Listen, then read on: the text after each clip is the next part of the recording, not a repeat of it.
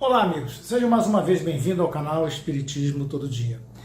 Na nossa reflexão de hoje nós vamos falar sobre preconceito. E uma passagem evangélica associada e apoiando a reflexão de hoje está no Evangelho de Lucas, no capítulo 9 e no versículo 53, quando então Lucas narra o seguinte: mas não o receberam porque ele tinha o aspecto de quem ia para Jerusalém. O capítulo 9 do Evangelho de Lucas nos traz bastante ensinamentos, bastante interessantes.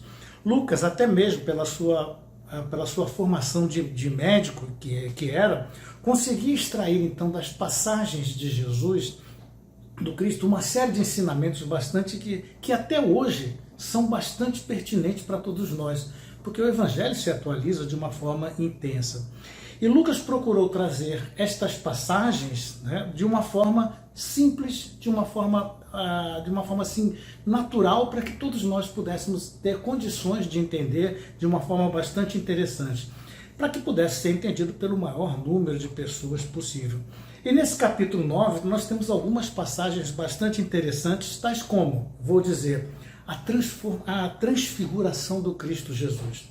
É o encontro que ocorreu entre Jesus, Elias e Moisés no Monte Tabor, onde então Lucas narra falando sobre a transfiguração, de uma forma reluzente que o Cristo então se posicionou diante desses dois homens e conversa desses dois ícones da história, né, Moisés e Elias.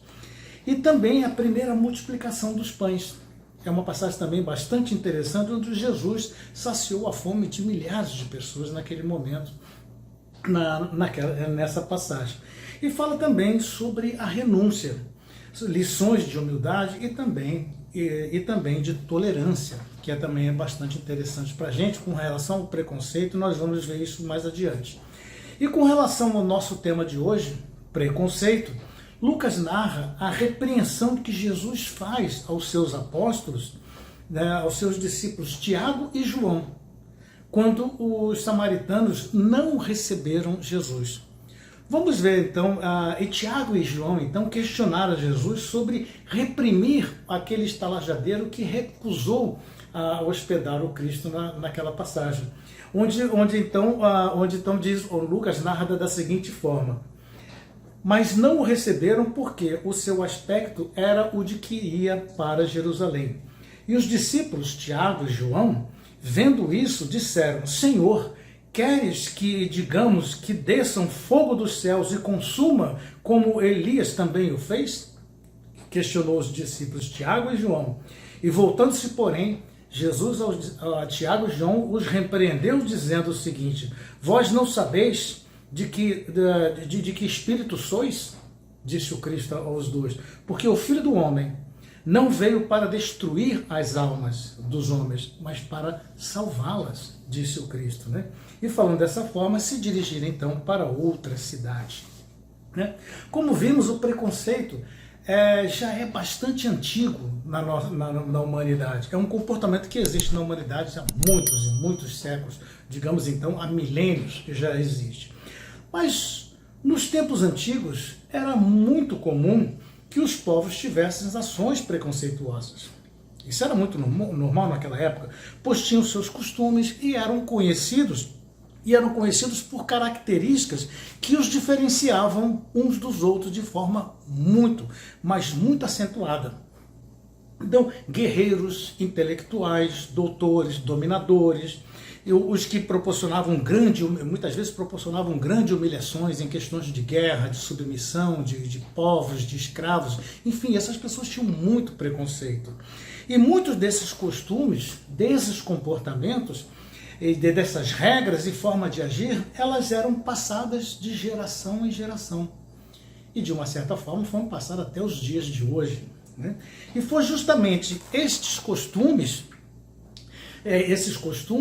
regras, procedimentos e preconceitos que o Cristo veio então combater, ou que combateu justamente com os seus dois discípulos, Tiago e João, trazendo então uma nova mensagem, uma nova forma de entender, uma nova forma de respeitar as pessoas, uma nova forma de perdoar, no entendimento, na atenção, e o principal, amar o seu próximo como a si mesmo. Era dessa forma que o Cristo veio então ensinar.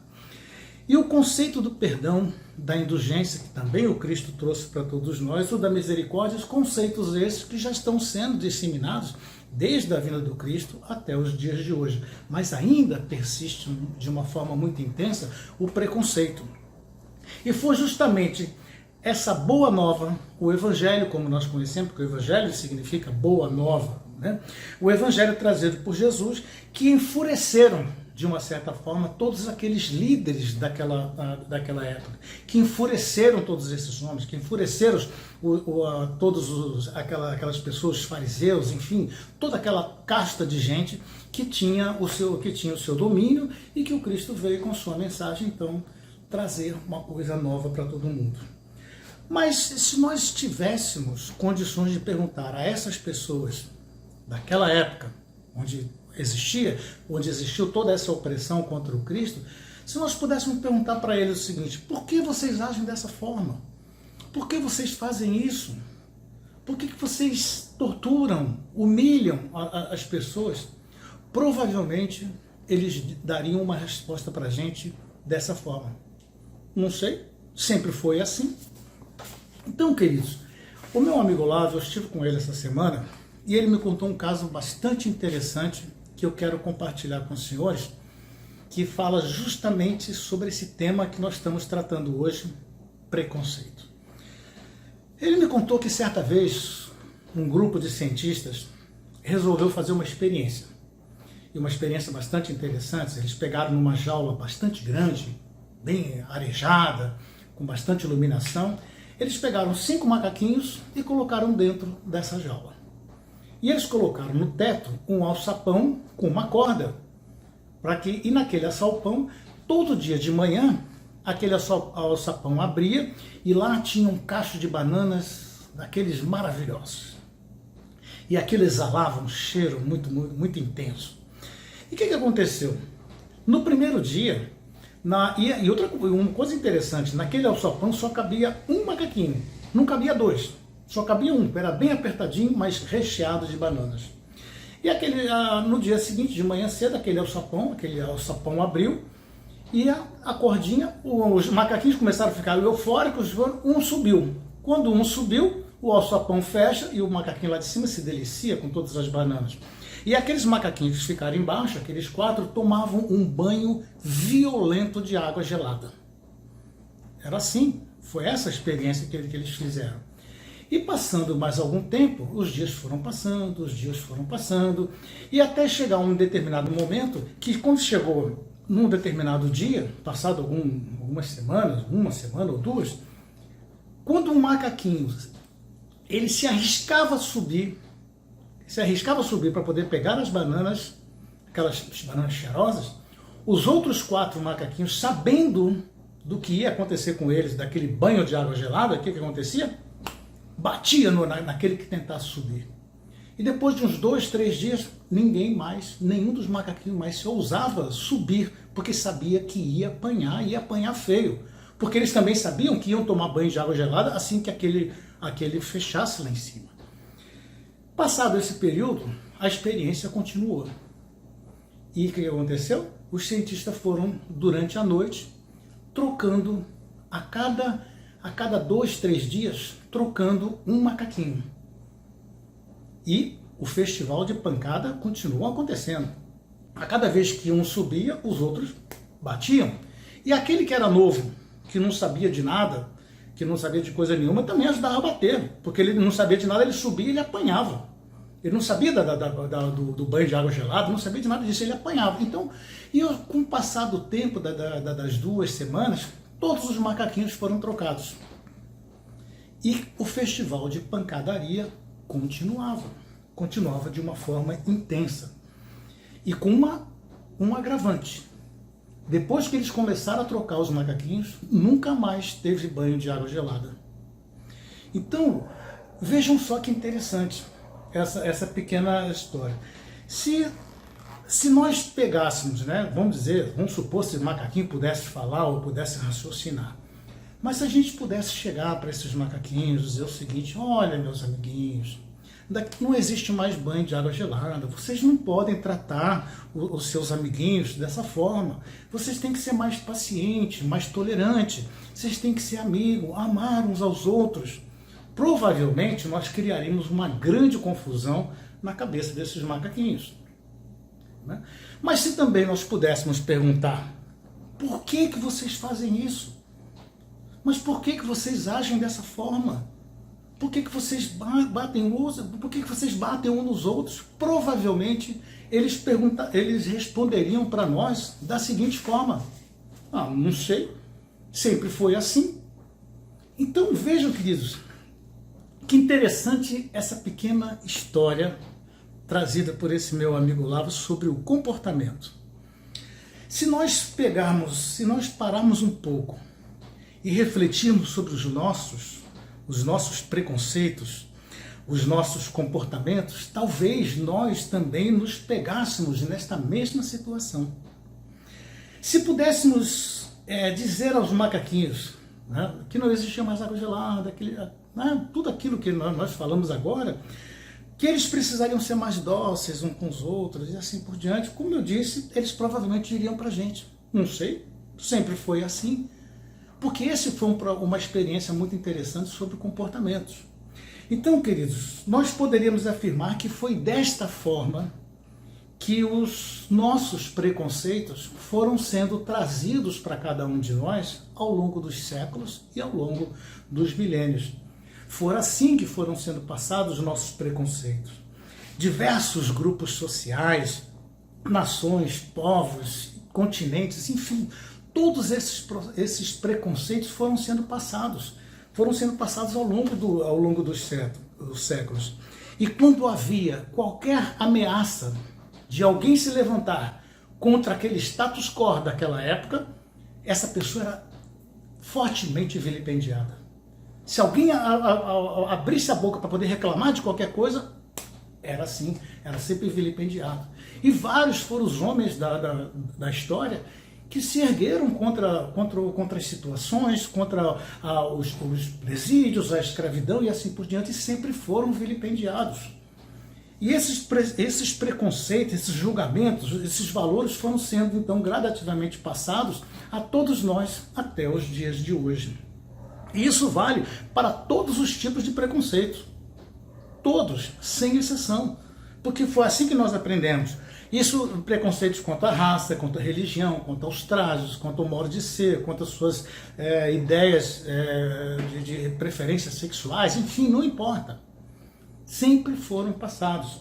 A profissão, o sexo masculino, feminino, enfim, tudo isso construído com base em todos essas informações que foram sendo gradativamente passadas para todos nós e esses modelos que foram criados há milênios. E hoje também, nos dias de hoje, se nós perguntássemos para essas pessoas, para essas nações, para esses povos, para essas pessoas que ainda têm esses preconceitos, se nós perguntássemos para eles, por que você faz isso? Por que você age dessa forma? Por que você trata o seu próximo desse jeito? Provavelmente eles nos responderiam da seguinte forma, como nós hipoteticamente falando com os macaquinhos. Não sei, sempre foi assim. É dessa forma. Então, hoje em dia, fala-se muito em preconceito. E esse sentimento está muito arraigado ainda na nossa sociedade. Está muito arraigado. Mas, afinal de contas, o que é mesmo preconceito? Segundo os dicionários, preconceito é um conceito formado antecipadamente, sem maior ponderação ou conhecimento dos fatos. E normalmente é isso, nós emitimos os nossos preconceitos, falamos as coisas sem ter noção absolutamente nada daquela pessoa, do seu movimento, por que isso, por que aquilo, enfim. Nós fazemos dessa forma. Então, preconceito é um pré-julgamento que nós fazemos, conceito formado sem conhecimento de causa. É isso que nós fazemos. E conceito este que é passado a outros indivíduos de uma forma muitas vezes impositiva. Como nós dizemos, como nós vimos de muitas educação dos filhos no passado. Homem não chora, menino não pode fazer isso, menino não pode fazer aquilo, menino não pode fazer... E foram sempre sendo assim. E nós temos hoje homens e mulheres vivendo na nossa sociedade, vivendo aqui no Brasil, vivendo em vários lugares do mundo, que são homens totalmente frágeis e frustrados, porque não conseguiram liberar, não conseguiram desenvolver uma forma de conseguir expressar os seus sentimentos. O que nos lembra a história que nós acabamos de contar aqui dos nossos macaquinhos. Os preconceitos, de uma forma geral, é muito difícil de ser quebrado, mas muito difícil mesmo, porque as pessoas não conseguem, porque elas foram criadas assim e elas foram de uma forma impositiva, coercitiva, a agir dessa forma.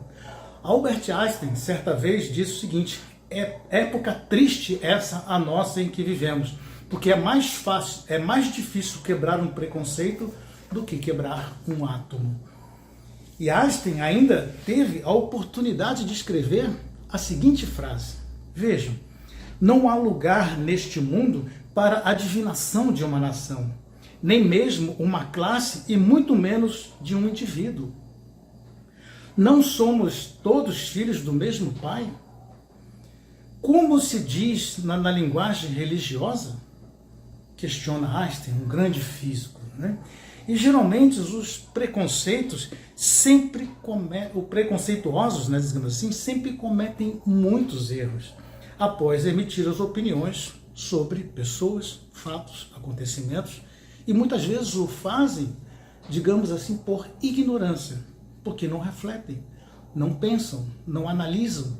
E como disse agora há pouco as histórias dos macaquinhos, se nós perguntarmos, sempre foi assim, né?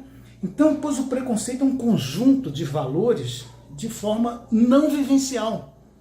Essas pessoas não vivenciaram isso, elas foram impostas, elas foram levadas a agir dessa forma. Assim, é assim, assim, é assim, então é dessa forma que eu tenho que agir. Assimilando, então, os julgamentos de pessoas que nos antecederam. Hamed, no livro Renovando Atitudes, ele, no primeiro capítulo, chamado Tua Medida, ele nos afirma que, olha só o que ele diz: as tendências ou pensamentos julgadores estão sedimentados em nossa memória profunda. São subprodutos de uma série de conhecimentos que adquirimos na idade infantil e também através das experiências de vidas passadas.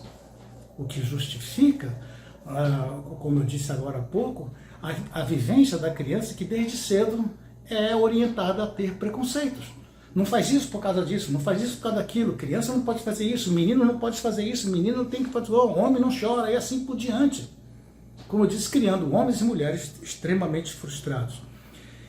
E ele nos diz também, e Hamed também nos diz que nós temos um reservatório moral.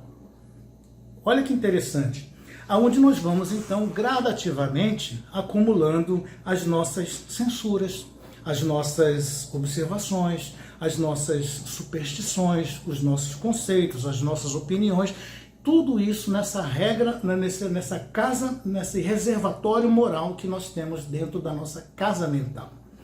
E que nós podemos chamar então de coleção de regras.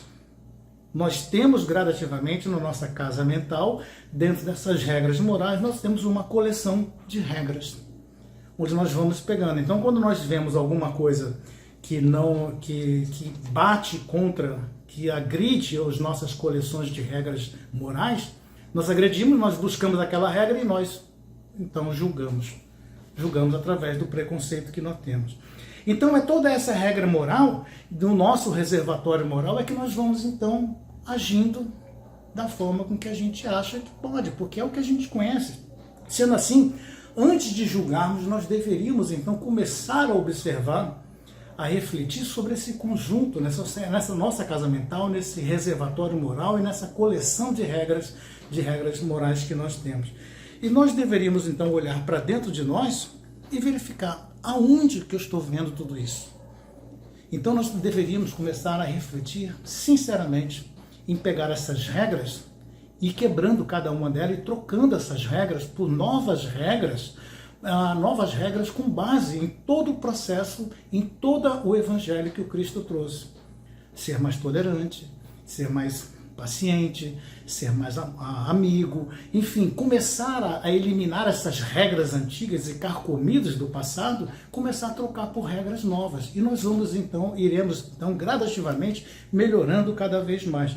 Porque se nós conseguirmos identificar facilmente em outras pessoas aquilo que nós temos dentro da nossa regra morais, é porque nós temos isso dentro de nós. E isso é muito importante. Certa vez, o médico das almas, o Cristo Jesus, nos disse: a boca fala daquilo que o coração está cheio. E nós podemos fazer uma referência dizendo o seguinte: porque nós julgamos de acordo com aquilo que a nossa casa mental está cheia. Cheia dessas regras carcomidas, antigas, que só nos fazem sofrer e fazem sofrer muitas vezes pessoas a quem amamos. E poderíamos, como disse, julgar aquilo que nossa casa mental está cheia. Então, o que nós precisamos urgentemente é começar a identificar os nossos pontos a melhorar. Eu costumo dizer que a gente não tem defeito, nós temos pontos a melhorar. Fazendo então, como recomendou Paulo de Tarso também, retirando de dentro de nós aquele homem velho e nos revestindo de um novo homem. E é essa coragem que nós devemos ter.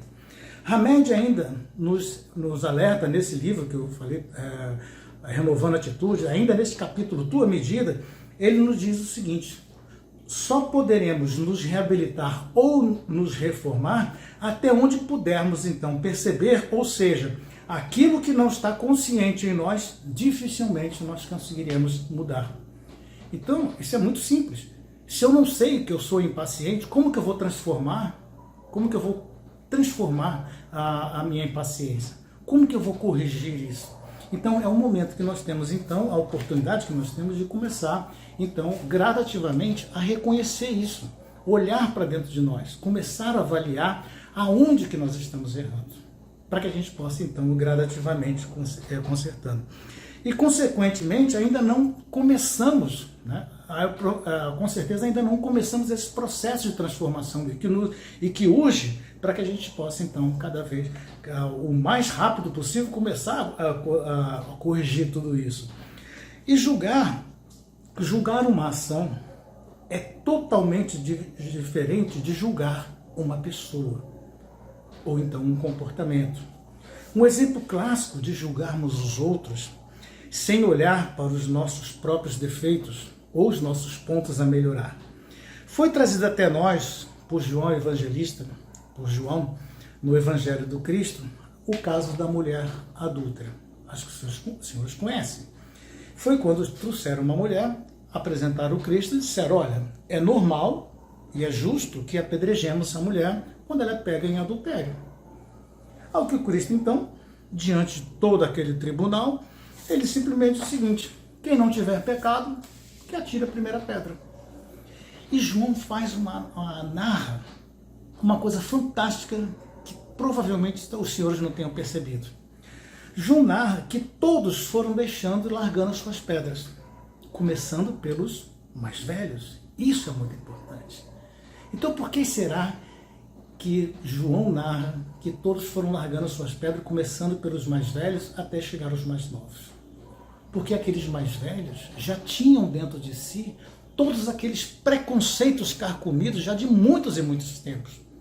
E aqueles pequenos que foram largaram por uma questão, não sei. Então o que acontece? Porque eles estavam num processo ainda embrionário de serem de forma impositiva a criar os seus preconceitos. Então é bastante interessante a gente analisar isso. Independente da nossa idade, nós precisamos urgentemente começar a largar as nossas pedras, a parar com esses processos pueris de julgadores. Nós podemos, com certeza, condenar o uso de droga, mas jamais condenar os drogados, porque foram pessoas que caíram dentro desse processo e precisam de ajuda para que possam se recuperar. Nós podemos também discordar dos comportamentos homossexuais ou homoafetivos, enfim, mas jamais nós podemos condenar essas pessoas que optaram optaram pelo homossexualismo.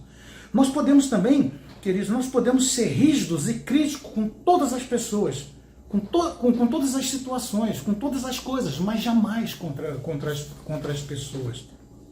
Nós haveremos sim de combater o crime, mas não destruindo e não eliminando os criminosos, mas convertendo, ajudando, apoiando para que essas pessoas possam crescer. Porque as nossas críticas não salvam as pessoas.